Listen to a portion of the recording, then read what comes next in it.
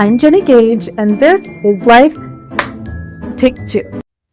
This morning, I had a conversation with some of our wise American tribal elders, and what they had to say scared my socks off. I felt like I was going to throw up on a little sidewalk here in Arizona. One man told me this is what happened in Germany, and nobody saw it coming, and he had lived through what happened in Germany. It's already too late, one woman told me. These women and men were out there this morning doing what we all have to do right now, mobilizing. Let me show you. I was running my son to school. I saw these protesters up here on the corner, almost started crying, cheered and honked, and turned around. We're going to go talk to them. They're just sitting on a street corner here in my hometown.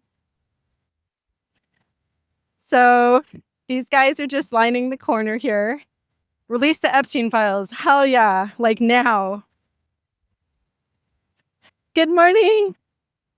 What do you want to say about what's going on in America right now? I want to say you young people have no idea what's in store for you. And my father fought the Japanese and everybody no, he is not against war. He would have never said he was against it. He is against us as people. And I am terrified. And I do not want him in office. Excuse me, but I think we all feel the same way. And even have use of the right side of my body. And I'm out here with my left hand holding up a sign. I don't care if he's got to stop it. My father fought in World War II. And he fought for our country. And to think that this is going on, they're crazy.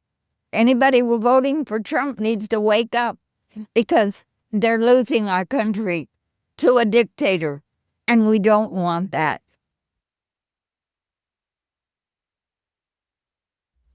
Yeah, I totally agree with this. This is Blaine. He's out here protesting. Thank you, Blaine. Yep, support our federal workers. Absolutely. We got our no kings. Concern is America's solidarity, America getting together, loving each other, caring for each other, getting back to the way it was, I would say, years ago when Roosevelt first started out helping people. So you remember a very different America, right? You bet. I was born the year Roosevelt was born. What year was that? 1932. What should people do? What do you wish that younger people would do right now? Well, right now, if people could just get together, put their voices out, let everyone know how they feel, solidarize your personal belief, look at your beliefs, make sure that you believe what you believe because you thought it out and not because you just heard things. Personal belief is something you develop. So please listen carefully and develop your beliefs carefully, and then live your life according to what you believe. That's words of wisdom right there.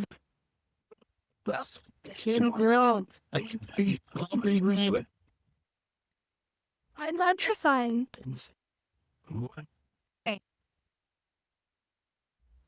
Claudia is the organizer here, and she's just inspiring the hell out of me. We need a little more peace. Thank you.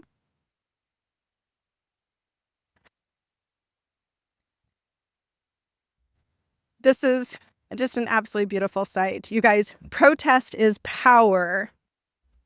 So as I dive into my topic here on this video today, I just want you to remember people in their wheelchairs, a woman who only has the use of her one left arm, out here doing what they can. Solidarity forever. Thank you so much. If people on walkers and wheelchairs can do this, all of you can do your part to stand up, because we can make a difference. I woke up this morning feeling just a little bit overwhelmed, a little bit hopeless after the Jimmy Kimmel thing, after seeing freedom of speech curtailed. And right here, that is the final word in everything. These people have given me so much hope, and she's right. People in walkers and wheelchairs can do it. We can do it. Thank you. Amen. Thank you so much. So from the mouth of people who've lived, the 93-year-old, he would have lived, World War I? I can't do math in my head. That's the problem here. And World War II, Korea, Vietnam, so many other things. Straight from his mouth, the first step is calling for the curtailing of freedom of speech.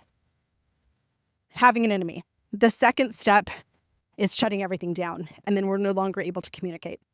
So we have our tribal elders out here who have lived through all of this, who are terrified, sitting in the Arizona heat. I'm like, can you guys see just how hot I am out here? They're sitting in the heat in wheelchairs protesting. Let's dive in to the denim revolution. Weren't they absolutely amazing and inspiring, and also just a little bit terrifying? And again, if you know, you know. These are people who've lived through those things. Years ago, I bought myself tickets to Fiddler on the Roof on stage. It was Chaim Topol's farewell tour, so I got to see him just a couple of weeks before he stopped performing as Tevye. I had always loved Fiddler on the Roof, the movie, and I would imagine that I probably connected to it in the way that a lot of privileged white girls connect to it. I liked the costumes. I loved the music. I loved the stories of the girls, seeing the matchmaker come and all of those different things. To little American me, Fiddler on the Roof was a love story. I could not in any way connect to the tragedy that it led to. So I buy tickets to Fiddler on the Roof, and I'm in the second row of this mezzanine in this beautiful concert hall in Portland, Oregon.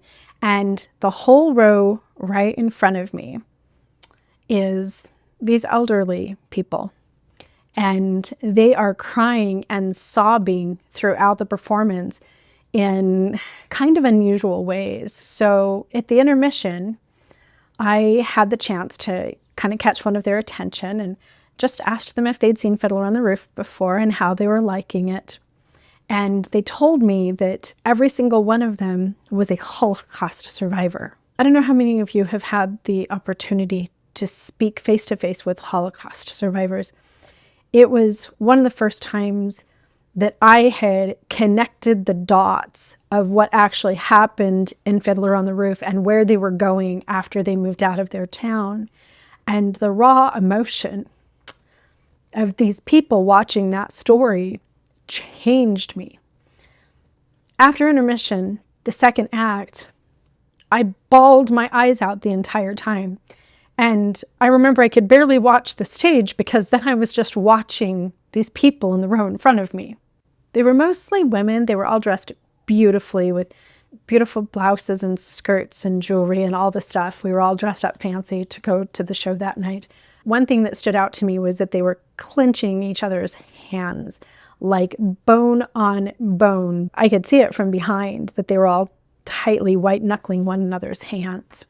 They stood at the end with tears just streaming down their faces in the longest standing ovation that I believe I have ever seen. In fact, I would say that that is, without a doubt, the longest standing ovation that I've ever been part of at any performance. And Topol came out multiple times and waved at the audience and blew kisses and took so many bows. It's funny that I was able, on just some small level, to connect to survivors of the Holocaust. But there was no part of me that ever thought that America could be vulnerable to any type of fascism, any type of division like that. Certainly, I've lived through September 11th, so we had that attack on American soil. And so I've always thought that there was a possibility that someday some bigger power than America might try to invade, like China, Russia. Putin has unsettled me. I didn't see the possibility of an enemy within. And yet, here we are. Here's the elephant in the room, and I think that I'm going to make that the theme of this entire video, the elephant in the room. We look back at the Holocaust, and World War II. And we're like, how are they so stupid that they didn't see it coming? They were so stupid because we have something that they didn't have. We have a crystal clear understanding of the outcome. Have you ever heard the Indian parable of the blind man and the elephant? Like a bunch of blind men are in a room and they're asked to describe an elephant. One man describes it as being sort of like a paintbrush, and another man says that it's like a leather wall. The other guy says that it's like a fat snake that writhes in the air. They're all only feeling that little teeny bit, but it's an elephant. Shocker. And I feel very much like right now we are blind men in a room with an elephant. We see the silencing of the Epstein victims and the obstruction of justice around releasing the files. And we think, oh, that's creepy. We hear things like eating the dogs, eating the cats. And some of us think, oh, he's an asshole. We see Mexican parents being thrown into ICE vans on the way to kindergarten graduation, being dragged out of churches and their places of work. And some of us think, wow, he's a little aggressive. Sheesh. Yes, all of those things are true, but what does it all mean? It means he's not an asshole. He's not a creep. He's not aggressive. He's a dictator here to destroy our freedom and bring the Handmaid's Tale to life in America, period. He's the end of freedom, the end of civility, the end of peace, the end of the middle class, the end of America standing for anything good around the world for generations to come. I have family in Germany, and I sometimes think like how awful that is that Germany has such a bad rap. Imagine 20 years from now, the feeling that people around the world will have of Donald Trump's America if we do not get control of our nation. Here's another problem. I don't think that it's that we're blind and we can't see that it's an elephant and that it's not just a tail and a trunk and an arm. I think that we don't want to because we have these polite society instincts that are keeping us from mobilizing and doing anything about it. There's a couple of reasons for that. First of all, we as humans hate to overreact. We want to be nice. Here's a story on an individual level. A guy on a date slid my bikini top over. I didn't want to overreact and freak out. I was still kissing him with a smile when he took the next step, which would leave me traumatized to this day. I was still talking about this in therapy like 6 weeks ago. I've done so many TikTok videos on this, smiling, because I didn't want to overreact and be like, oh, I think he's going there. It's a nice instinct. But I think that it's time that we overreact. My granddad had this saying, err on the side of caution. And you guys, it's time for our default mode to be err on the side of caution. Right now, stop smiling while our government does horrible things. Speak up, speak out, and resist. Here's another reason why I think we're choosing not to see the elephant in the room. And that's just simply that we're selfish and we want stuff. I have good friends, smart friends, educated friends who they aren't crazy like I was, right? They're not even the Christian nationalists, white supremacists. These are moderate people. Some of them were liberals. And they voted for Trump not because they're hateful, but because they believed he would lower the prices on eggs and stuff. I did the same thing on an individual level. My ex-husband was a monster and I could have left sooner, but I knew that leaving would mean leaving all this stuff and ending up in a domestic violence shelter. Things finally got so bad that I had to leave, and I did end up homeless with nothing, sleeping in my vehicle in a Walmart parking lot. We want things, and if they come in and promise us that they're going to fix the economy and they're going to make us strong around the world, then we don't actually care that much if they're creeps and assholes. We want the stuff. I didn't care that much that Jake was a creep and an asshole for the last few years of our marriage. I wanted the house. I wanted the car. I wanted groceries in the fridge for my kids. And it makes sense that we would want that stuff. It makes sense that we would side with the powerful people, even if they are despicable human beings. It's our survival instinct. Here's the solution to that problem. We have to realize and trust that there's another better way to get what we want, a way in which we've eliminated the creeps. Here I am 7 years after my marriage collapsed, 7 years after I escaped domestic violence, and bit by bit, I've been literally building the life of my dreams. Free from the creep. Yeah, it took time. It took work. I've been working my ass off, but I found a way better way to provide for myself and my kids than him. We have to find another way to get what we want. Stop accepting gifts and tax credits and affordable eggs from a monster. Number 3 reason why none of us are doing anything. We don't like temporary discomfort. We don't like any discomfort. As humans, we try to just live a happy little like la la la la la type of life. And very rarely do we willingly step into a place of discomfort. There's a psychological term called loss aversion, where we have such an intense reaction to changing things and walking away from everything that we know that we just won't do it. It terrifies us. We tend to freeze. We have to overcome that. We have to be okay with not being okay for a while. And again, I have a lot of German ancestry. My partner is, I think, entirely German. We have a lot of German friends and family. The Holocaust and World War II are big topics of conversation and always have been throughout my entire life. Most Germans weren't psychopaths. They just wanted to go back to a place of peace and security and tranquility and prosperity after World War I. And most of them just latched on the guy that said that he was going to get them there the fastest. Adolf Hitler wasn't the only option to save Germany. He was just the easy button. Right now, if we do the things that we need to do to prevent the complete dissolution of American democracy, there is going to be some discomfort. We may have some major economic corrections. We may have to work our asses off and actually do something. We may have to stand up to things that aren't really comfortable for us to stand up to. We may have to, I don't know, get our political science degrees, get our law degrees, run for office, who knows? A lot of this may not feel good, and Americans have been sipping the soma and numbing out for so long that most of us will just continue to numb out until it's too late.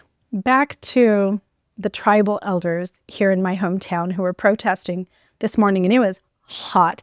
My hair and my shirt were soaked by the time I came back in the house. They're out there in the full sun doing whatever they can do. Back to them. If an 83-year-old woman who only has the use of one arm and her mouth, if she can get out there and do her part and protest and whatever else she's doing in her life, then there is no fucking excuse for me or you or anybody else. I know there are all kinds of people online who are saying that there is no peaceful way forward, that no peaceful resistance has ever worked, but that's not true. The Czech Republic is a perfect example of that, and they toppled a communist regime that had been in power for over 40 years. We start by protesting peacefully all the time, but we don't stop there. One lesson I learned from my grandparents is that they didn't wait for anyone else to come save them. They weren't sitting around waiting for their senators or waiting for just like the new guy to get voted in or whatever. Here's your denim revolution homework for today. Go buy American merch, fly flags on your car, wear red, white, and blue. Fall back in love with our good parts of America, knowing full well the bad bits. And we have some really bad bits like human enslavement and the Trail of Tears. But we can't make repairs if a madman is in charge of Black lives and reservations. Think about that. Organize a protest, even if it's small, like these amazing tribal elders who did this morning. And I have to say that, what were there, maybe 10 or 11 people? It's not like they're changing the whole entire world, but how many people driving past in cars are going to take action now? They inspired me. I'm talking to you, and I'm more engaged today because of their protest. Also, anytime I go to a protest, I'm meeting people that have other actionable things that I can do, committees that are getting together to do things. So organize a protest, come together, and let them hear our voices. But don't stop there. Email your congresspeople. Call their offices. I email, I snail mail, I call my congresspeople. I get on their websites and I fill out the form to leave comments. Here's what you tell them. Epstein files, impeach Trump and Vance. That is our movement right now. That is our target. Okay, it's time for aggressive village economics. Find your farmer's market this weekend. Fix your car at a small shop instead of buying a new one. Let's grind those billion-dollar corporations to a halt. Sometimes village economics is just a simple swap out, like you're going to go to the family-owned restaurant instead of the chain. One example of this from my own life is my dishes that I show in my cooking videos. I don't just like go to Target or something and buy dishes. I have a local potter. I can literally walk to his house. I've been in his studio making stuff before.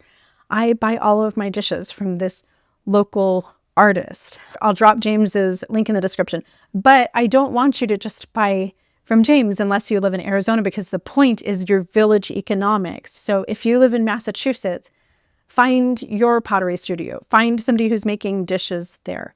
Find ways that you can swap out things that you're buying from multi-million-dollar corporations. We want to pull the rug out from under corporations. Boycott Disney and ABC starting immediately because they're curtailing freedom of speech. Boycott Hollywood. I do not go to movie theaters anymore. Boycott church. Worship at home like Yeshua did. Religion is one of the biggest moneymakers in America right now. Let's bring them to a halt. Give your money to actual people instead of the middleman, who is the church. I go out on Sundays, I go to the farmer's market, I spend my money locally, and then I have my homeless nonprofit Neighbors Without Walls, where I'm supporting some local people in my community.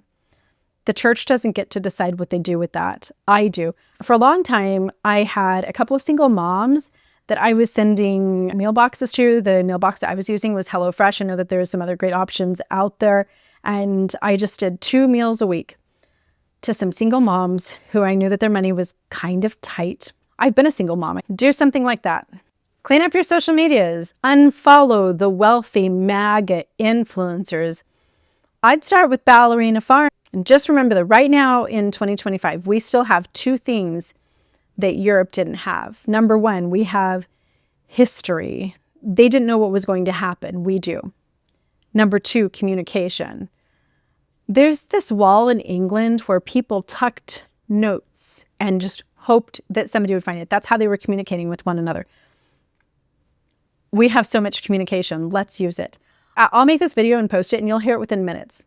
These 2 tools can change our future outcomes. Remember, radical empathy is our method. It's something that they simply don't have. They call it toxic. Oh my God. Constitutional accountability is our demand. Leaders, step up, defend the First Amendment, and protect your citizens now. Impeach Trump. Impeach Vance. They have broken their oath of office. Neighbors, connect, protect, mobilize, be there for one another. Let's take some of our life off grid. Let's babysit each other's kids.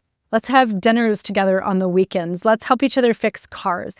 Kevin has all these funny tools, and he's always like running out to our apartment complex parking lot to pump up tires and charge batteries and all kinds of stuff like that. Let's do more of that. I'm personally not sitting in my tiny little studio in my tiny little apartment to build a YouTube channel. I'm here to start a movement. That's what I've been doing for the past 6.5 years, screaming from the rooftop that this community that I was breaking free from was going to destroy our world. But we're not going to let that happen. This is the denim revolution. If you're with me, drop denim in the comments, share this, and do one real world thing tonight. Here's a couple of reminder suggestions. Email your senators, ask them for the Epstein files and impeachment. Drop ABC and Disney immediately. Just, they're gone. Email them. And I don't know, maybe plan a protest. And if you do any of these things or something else, will you let us know in the comments? Thanks for watching, guys. See you later. Mwah.